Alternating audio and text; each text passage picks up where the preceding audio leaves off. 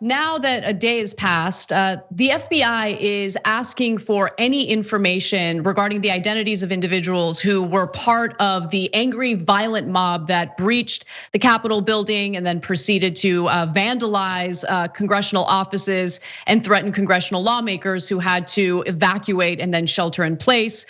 Pipe bombs were found near the RNC and the DNC. There was even a Molotov cocktails found, in a cooler, showing you what kind of weapons they were planning on using. Luckily, they didn't use those weapons. They were found by authorities ahead of time, but there was one woman who was shot within the Capitol building. Right now, it appears that she was shot by DC police, and unfortunately, she died. But I do also want to talk a little bit about the people that were identified already, because I think it is important to have a fair justice system in the country. We know full well that if a person of color decided to break into the Capitol building and it wasn't tied to throwing out our system of government in support of Donald Trump, maybe the situation would be a lot different. But nonetheless, here's who we know were there because they were brazenly live streaming and bragging about being there. There's the white nationalist Baked Alaska, who I'm proud to have ignored up until now, but his real name is Tim Giannett, better known as Baked Alaska. He's a white nationalist activist and was among the insurrectionists who stomped the US Capitol on Wednesday and breached security to enter. Giannett also streamed more than 20 minutes of his activity inside the Capitol building on the blockchain service DLive, and 16,000 people were watching him live as he was doing it. Let's take a look at this tweet that gives you some stills of what his live stream looked like. Noted Nazi white supremacist Baked Alaska is streaming from inside the Capitol building office, writes Brandon Wall on Twitter.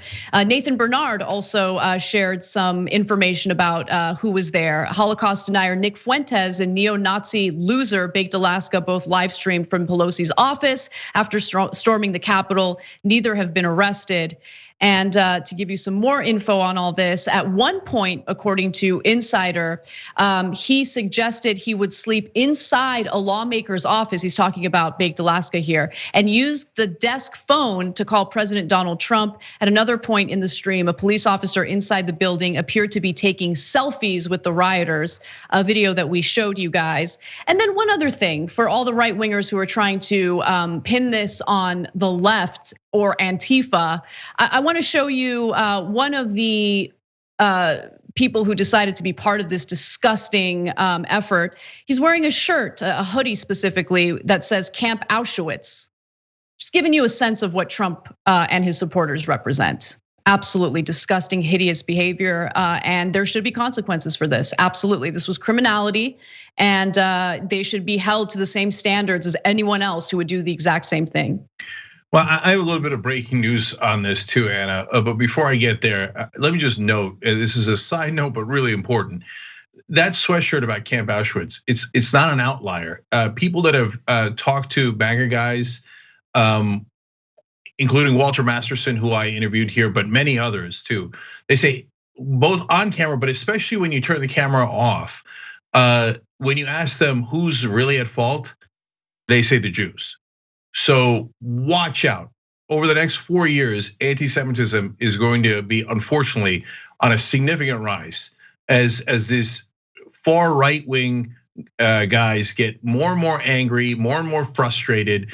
And the Trumps of the world keep feeding them lies about how, the elites are controlling their lives, not through the normal things like campaign contributions, et cetera, which actually is true, but through like, the Jews and Soros, et cetera, and they're manipulating the immigrants against you, all this nonsense, and they're believing it.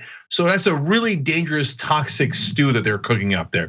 Now, the breaking news is CNN just interviewed, their correspondent Elle Reeve just interviewed one of the MAGA guys who had broken into the Capitol.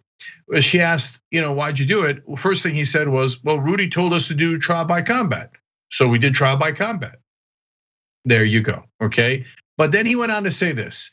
So Now, mind you, these guys are pretending that, oh yeah, maybe it was Antifa. No, MAGA all the way through. And earlier in the show, we talked about the cops and how they opened the gates. Anna talked about how they were taking selfies just a minute ago. Well, here's the guy's direct quote about the cops. This is one of the guys who broke in. The cops were very cool. Apparently they told him, quote, "Hey guys, have a good night." And remember, a lot of them on their way out, after they had broken in, after they had caused the violence, after they'd caused chaos, they were just escorted out of the building, not arrested. Unbelievable, unbelievable. And then one more quote from the guy who broke in. He said, "It's crazy, very weird. You can see that some of them are on our side," referring to the cops. Yeah, indeed, I can. And that's part of the problem. And finally, today, Rush Limbaugh, on his way out, is trying to foment as much violence and get as many people hurt as possible. He talked on his show about how some right wingers are backing away from these protesters and rioters because they were violent. And he says he is not one of them, and he's glad that the American revolutionaries resorted to violence and that you have to do that in some circumstances. So that's who the right wing is. They naturally gravitate to violence because they would rather have power than justice. I also want to just quickly note, going back to the man wearing the Auschwitz hoodie.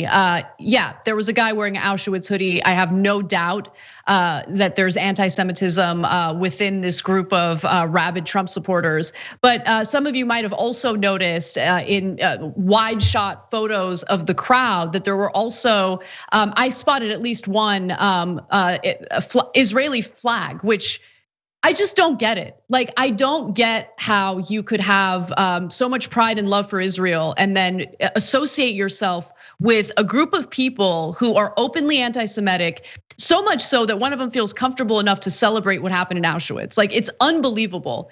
But also, I wanted to note in regard to the police, this is also a breaking story from Kristen Wilson over at CNN. She writes on Twitter that a US Capitol police officer involved in the riots at the Capitol yesterday has died. That's according to 2 USCP sources. So we also know that aside from that one woman getting shot and killed within the Capitol building, 3 other protesters died from what was referred to as medical emergencies. But I don't know what that means. I don't know what the details of those medical emergencies are, but people did die from what took place yesterday. Thanks for watching The Young Turks, really appreciate it. Another way to show support is through YouTube memberships. You'll get to interact with us more. There's live chat emojis, badges.